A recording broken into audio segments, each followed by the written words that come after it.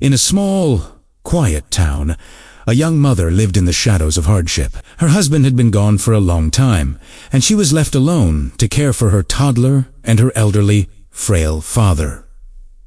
Poverty wasn't just a word to them. It was a daily reality. There were days when, if they ate lunch, they knew they would go to bed hungry. Yet, through every struggle, they held on to their faith with quiet dignity. One winter night, their struggle reached a breaking point.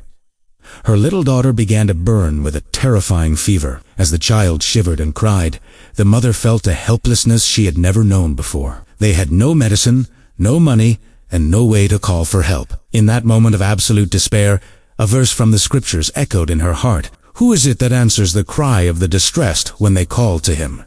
She didn't panic. She went to the sink, washed her face, and began to pray. She placed a cool, damp cloth on her daughter's forehead and then returned to her prayers. She did this repeatedly, praying, then tending to her child, then praying again and refusing to let go of her trust in God. Suddenly, at the height of the night, there was a sharp knock at the door. Her father opened the door to find a man standing there with a medical bag.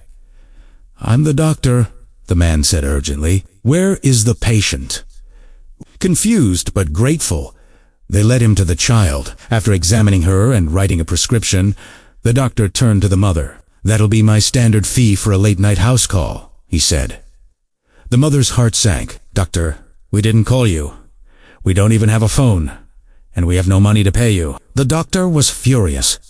"What do you mean?" "I received a frantic call to come to this address." But then he paused. "Is this the Miller residence next door?" "No," she replied. "That's our neighbor."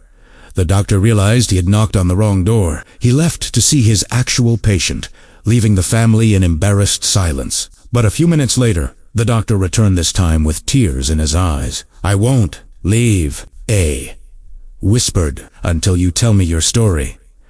As she explained how she had spent the night alternating between the cooling cloth and her prayers, the doctor realized he hadn't made a mistake.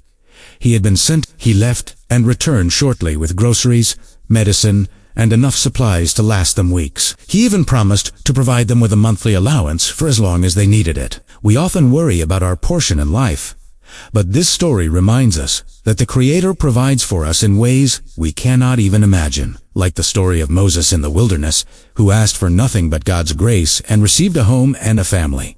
Our job is simply to ask with a sincere heart. When you are down to nothing, remember that God is up to something. Trust the process, even when the path is dark.